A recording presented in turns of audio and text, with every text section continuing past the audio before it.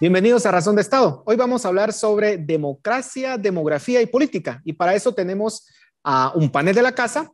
En primer lugar, Alejandra Martínez, historiadora, Dafne Posadas, internacionalista, y Philippe Chicola, politólogo, los tres de Fundación Libertad y Desarrollo.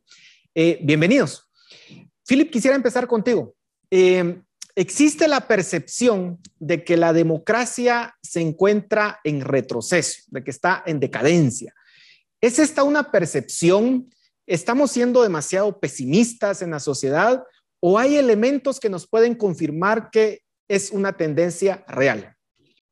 Bueno, es real. Los indicadores del índice de democracia, por ejemplo, el Democracy Index de The Economist, son muy claros en el sentido de que ya desde 2017-2018 hay una tendencia hacia un retroceso en cuanto a libertades y derechos democráticos. Hay una tendencia, digamos, de movimiento de diferentes países hacia regímenes más híbridos, es decir, menos libres.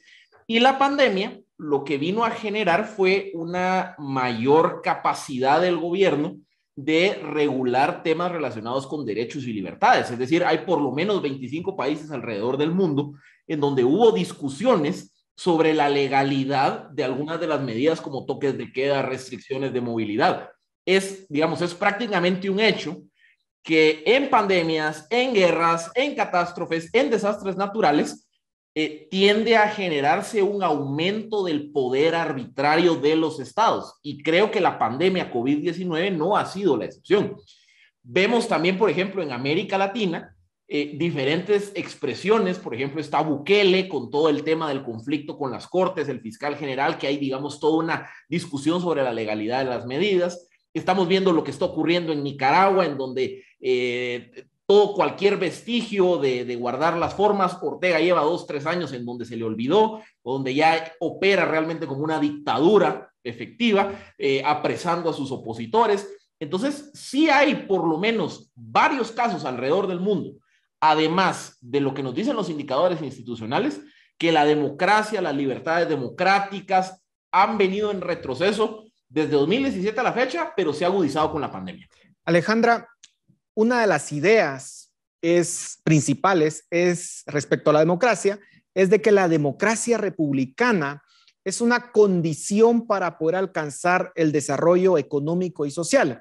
Y de hecho podríamos ver una correlación muy grande entre las naciones con instituciones muy sólidas, instituciones democráticas muy sólidas, y el crecimiento económico o las condiciones económicas y sociales de su población.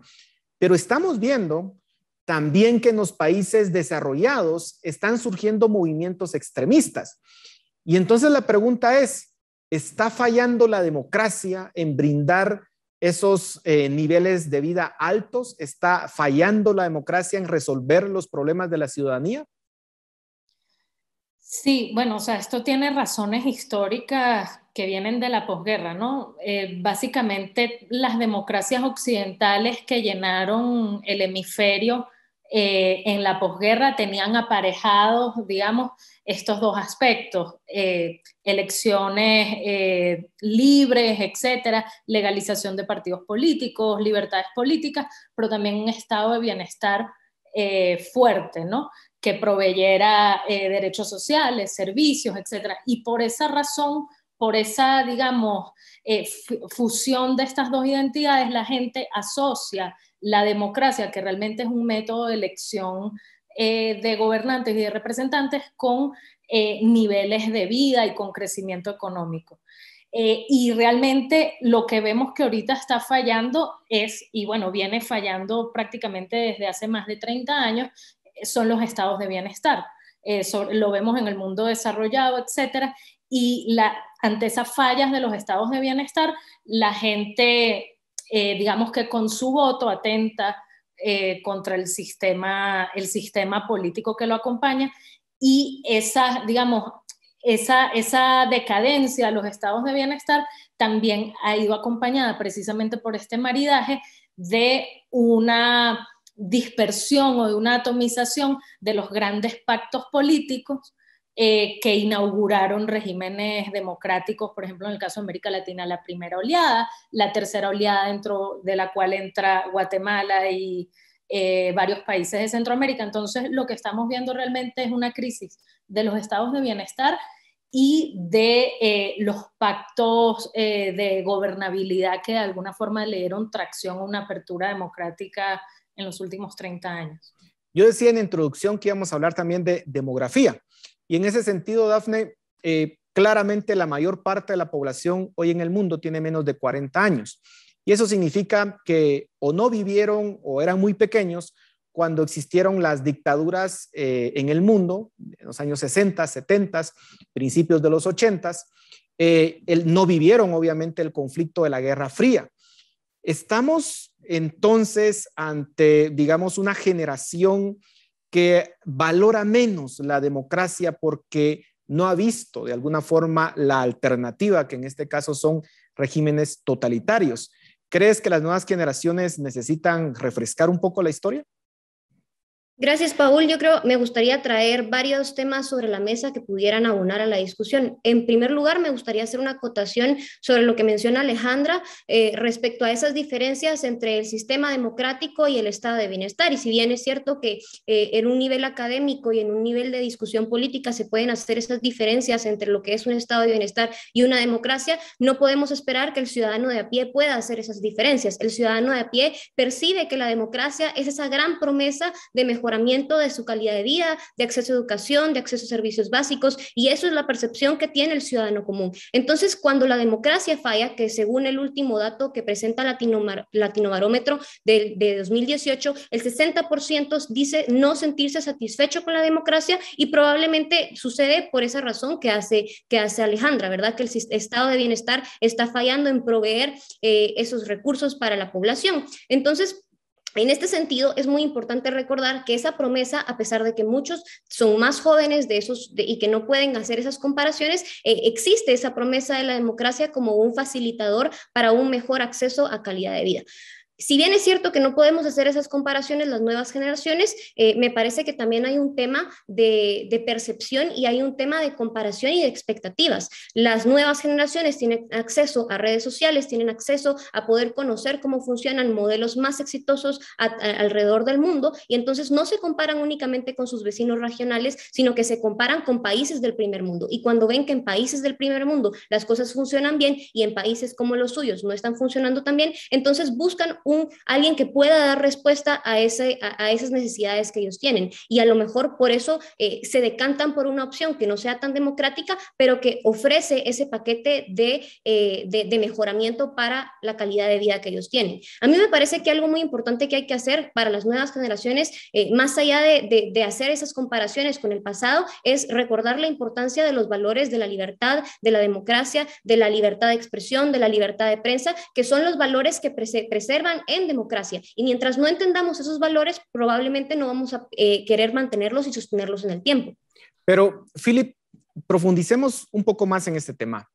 Estamos con la generación o las generaciones que están teniendo los mejores niveles de vida en la historia de la humanidad. Dafne decía, bueno, un residente, por ejemplo, en América Latina, se va a comparar con un país desarrollado. Pero ciertamente incluso América Latina hizo avances importantes en los últimos 30 años, y las generaciones de los países desarrollados pues también experimentaron una mejora sustancial en su nivel de vida. ¿Cómo entender entonces que estamos con mejores niveles de vida que en el pasado, que las generaciones pasadas, pero al mismo tiempo hay un descontento con el sistema y con las democracias? ¿No es acaso un contrasentido? ¿Qué lo explica? Bueno, es que hay varias explicaciones. Nos podemos ir por una explicación histórica y vemos, por ejemplo, que en la Revolución Industrial el desarrollo de Europa, de Estados Unidos, vino aparejado precisamente de un incremento en las demandas sociales.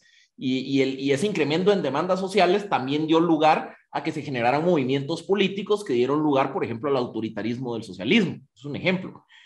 Nos damos cuenta también que sí, el nivel de vida de las poblaciones, no solo en América Latina, en el mundo ha mejorado significativamente en los últimos 25 o 30 años, pero recordemos también que las democracias entran en riesgo, los sistemas políticos entran en riesgo de autoritarismo, de populismos, cuando la tendencia al crecimiento se estanca. Y lo que hemos visto en América Latina es que en los últimos 5 o 6 años la tendencia de crecimiento, el PIB per cápita, se desaceleró incluso antes de la pandemia. Y la pandemia lo único que vino a agudizar fue la problemática económica, particularmente de las clases medias, que tienden a ser el vector de estabilidad en los sistemas democráticos y republicanos. Entonces es cierto, el nivel de vida que hoy vivimos todos es mucho mejor que el de las 2, 3 generaciones anteriores, pero también existe un problema de expectativas no cumplidas, de expectativas insatisfechas.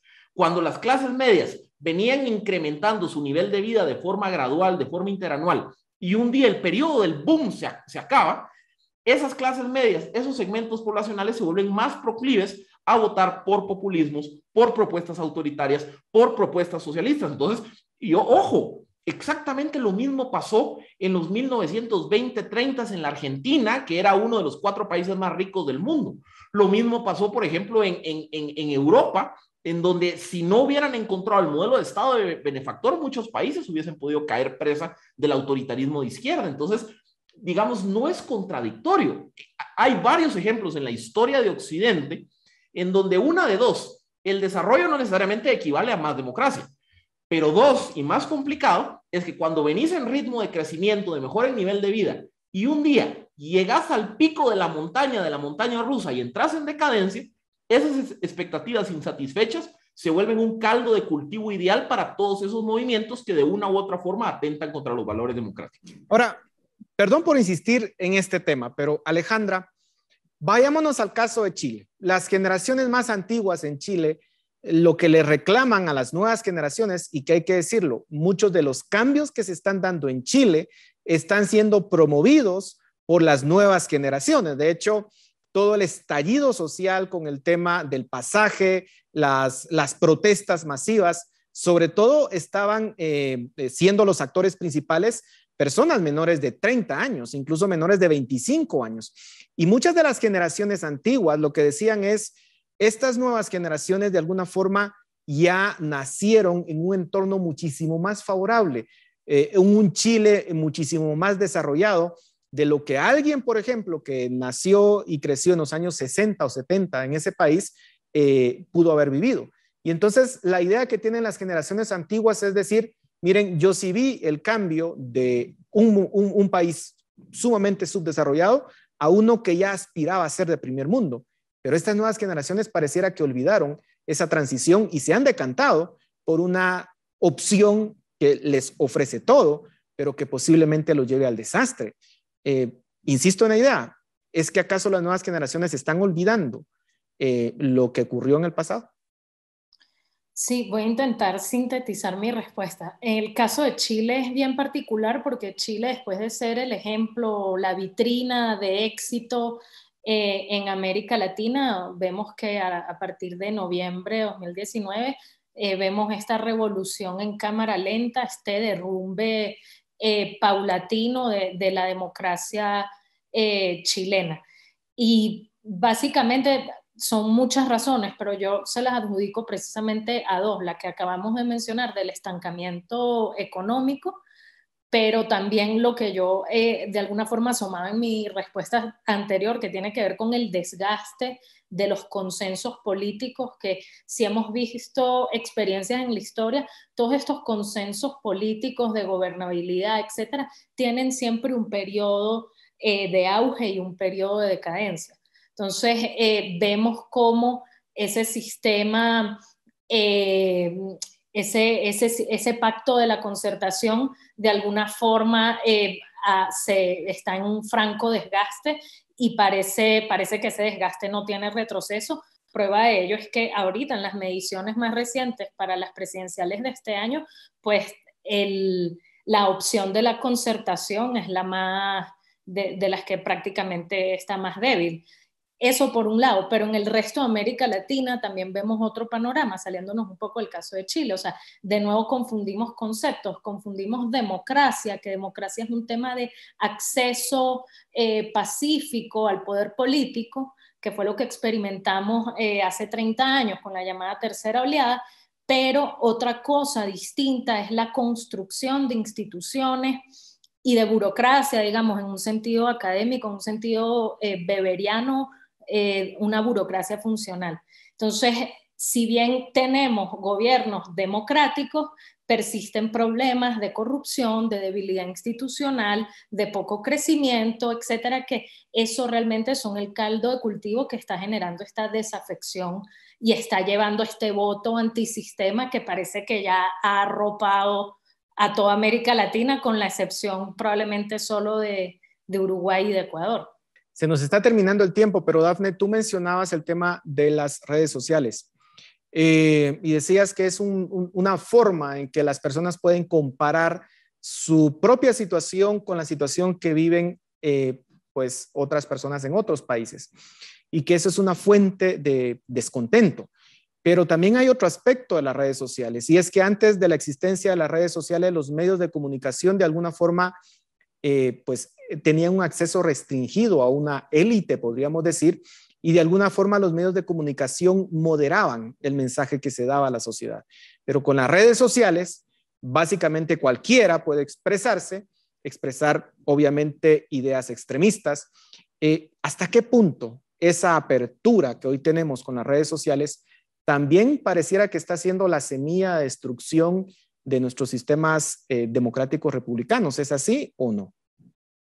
Gracias, Paul. Y un pequeño comentario que me gustaría agregar a lo que decía Alejandra anteriormente. También el caso de Chile, hay que recordar el tema de la educación, que han sido cuestiones que se han presentado en estas mesas de debate por el profesor Eduardo Fernández o por el profesor Jesús María Alvarado. ¿Quién tiene el poder de educar a las nuevas generaciones? ¿Si es el Estado o es la sociedad civil? Y recordemos que es importante que las nuevas generaciones refuercen esos valores que tiene la libertad económica, la libertad política, la libertad de expresión, la libertad de prensa. Sin ese reforzamiento de valores, entonces, pues, como dicen popularmente, ¿no? Se pierden los valores y por lo tanto se pierde la confianza en el sistema que se está teniendo. Ahora, respecto a las redes sociales, me parece importante mencionar que las redes sociales, así como pueden ser un arma muy poderosa para difundir información, también puede ser un arma que permite generar esas burbujas de información en las que las personas no necesariamente construyen espacios de diálogo abiertos y plurales en los que se puede tener una discusión de ideas sanas que es favorable para la democracia, sino que se generan esas burbujas de información.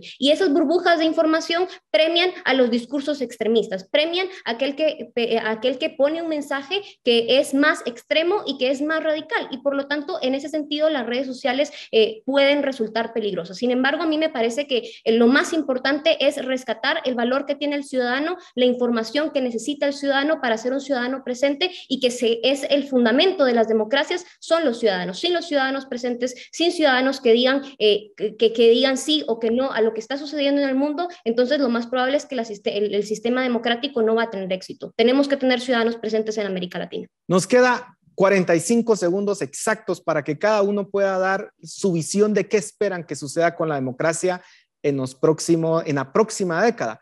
Philip, empezamos contigo. Sabemos que te gusta hablar mucho, pero 15 segundos. Rapidito, miren, la democracia es el único sistema que se puede acabar a sí mismo. Democráticamente yo puedo votar por acabar la democracia. Eso es un debate a lo largo de la historia de la democracia. ¿Qué creo que va a pasar? Estamos ante una década que creo que el péndulo del autoritarismo, de los movimientos antidemocráticos van a tomar tracción. Pero ojo, la historia de los últimos 50 años es que esto es un péndulo. Tenemos momentos de mucha democracia, momentos antidemocráticos. Tuvimos un periodo de 10 años de un incremento en la democracia. Creo que el péndulo viene de vuelta y eso vamos a vivir la siguiente década. Perfecto. Alejandra. Sí, muy breve. No debemos confundir democracia con construcción de instituciones. Dafne, terminamos contigo. La democracia es el sistema que permite preservar la libertad individual y por lo tanto es un sistema que es deseable que se preserve en el tiempo. Bueno, muchísimas gracias a los tres. Seguimos con Razón de Estado. Si te gustó este video, suscríbete y así nos seguimos viendo.